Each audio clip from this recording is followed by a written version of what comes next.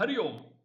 Let us now continue our study of chapter 17 of Shrimad Bhagawad Geetha from the pages of Pujya Swami Dayananda Saraswati's Gita Home Study Course.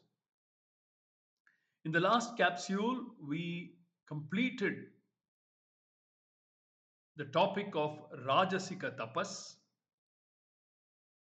In this capsule, we will explore what Tamasika Tapas is.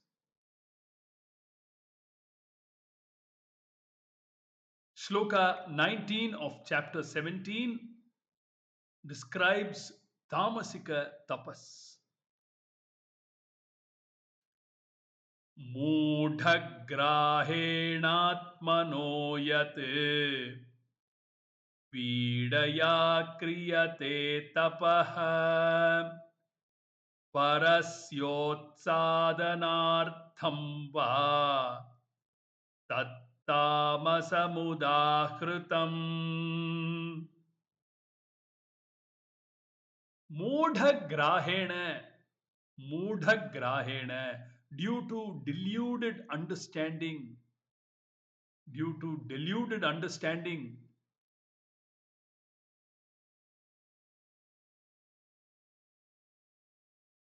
Atmanaha pidaya by afflicting one's body. By afflicting one's body.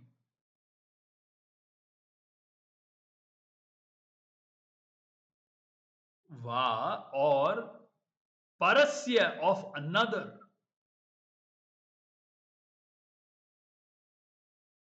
Utsadanartham for the sake of destruction.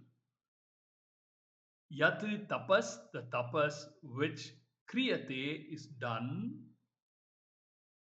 Tat, that tamasam, tamasika udahritam is called.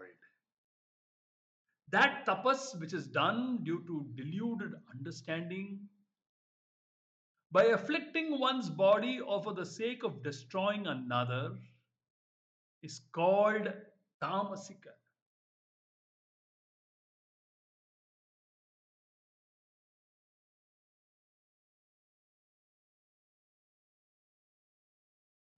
Moodha grahena means with a perception that is deluded. With a perception that is deluded.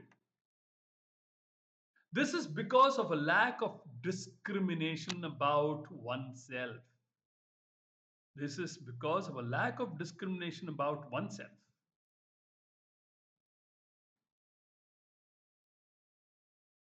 About what is to be done and about what is proper and what is improper.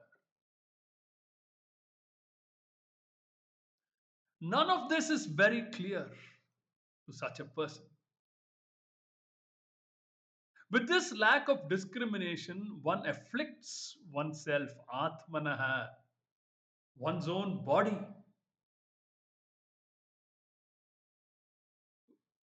while practicing tapas.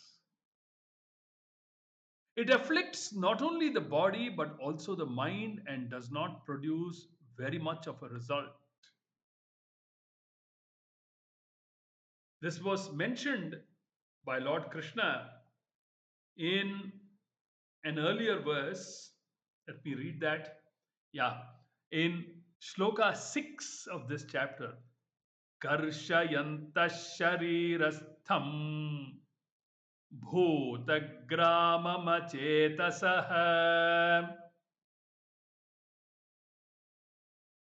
mam chaivantas sharirastham tan vidhyasura nischayan. Basically an asura guna or an asuri sampat. This is exactly the reason why Poojya Swamiji wants us to study and explore chapters 16 and 17 before we get into the actual teaching of Shrimad Bhagavad Gita.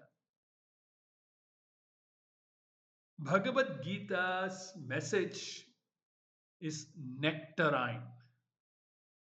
It's pure. It's pure as milk, just to use an example. And this nectarine milk, like Srimad Bhagavad Gita's message, has to be poured into a receptacle.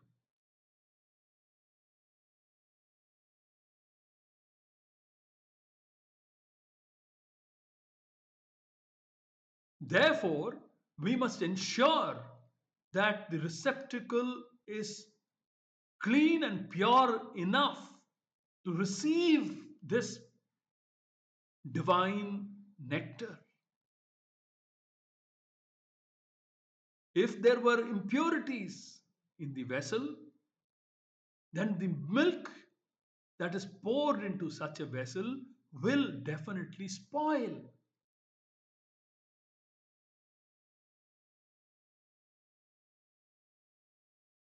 Therefore, if we have to receive this great message of Srimad Bhagavad Gita, we must strive for Antahkarana Shuddhi.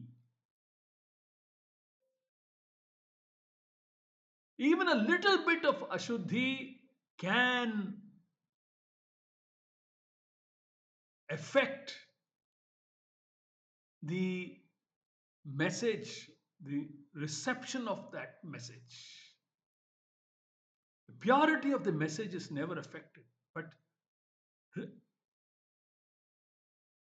the fact that we won't be able to receive the message completely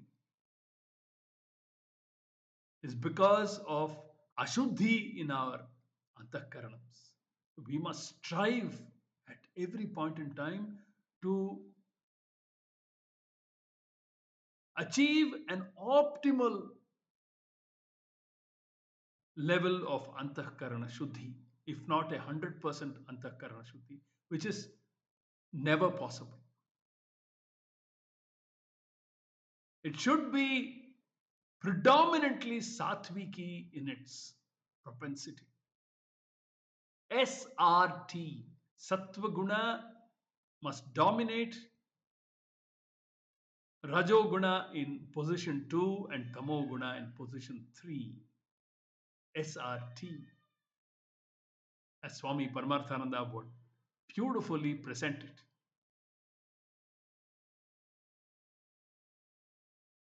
Nothing is clear for this deluded person. With this lack of discrimination, one afflicts oneself, Atmanaha, one's own body, with the tapas that is being undertaken. It afflicts not only the body but also the mind and does not produce very much of a result.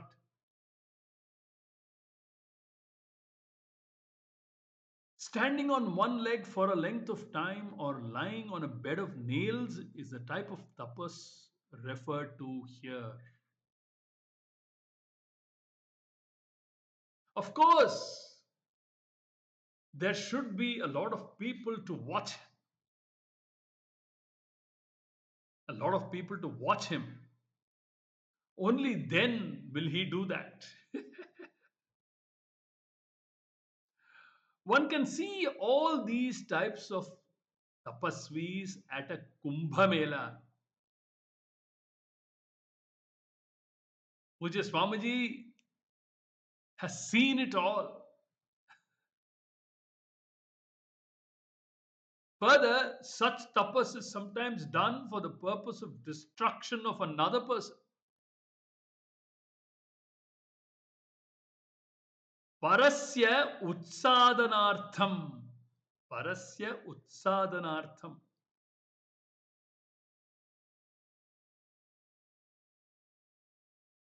Imagine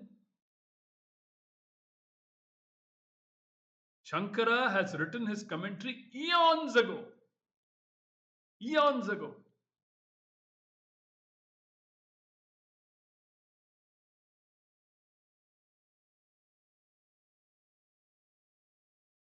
Imagine the kind of insight and the experiences that Adi Shankara must have undergone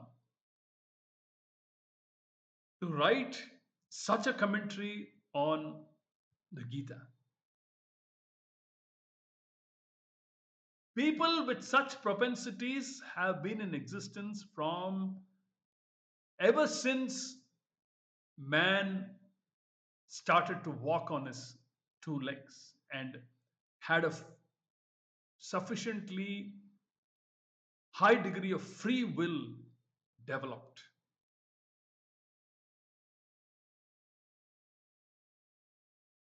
So, such tapas is sometimes done for the purpose of destruction of another person. Parasya utsadanartham. People who have the disposition of an asuri or an asura or a rakshasa like Ravana do a lot of tapas just for the destruction of their enemies.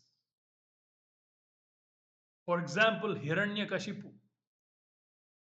is another classic example. Such a person wants to gain some power or get hold of some spirit so that he can send it to destroy people.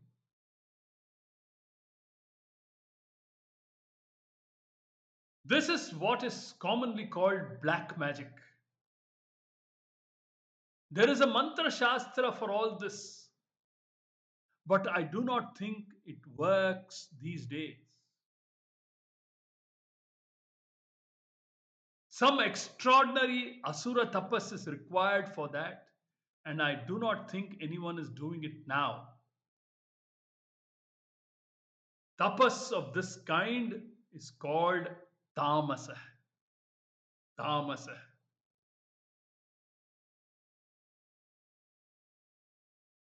Now, the three types of tapas, satvika, rajasa, and tamasa, in terms of the guna that is predominant in their performance, have been told.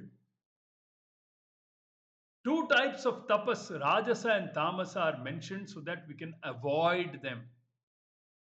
And only one satvika tapas is really tapas. We need to know both sides of the story, right? We need to know, only then we will know what we need to adopt and what we need to avoid, what we need to eschew. That was the purpose of studying the 16th chapter too. Poojya Swamiji lays a lot of emphasis in studying chapters 16 and 17 before into getting into the mainstream Gita study.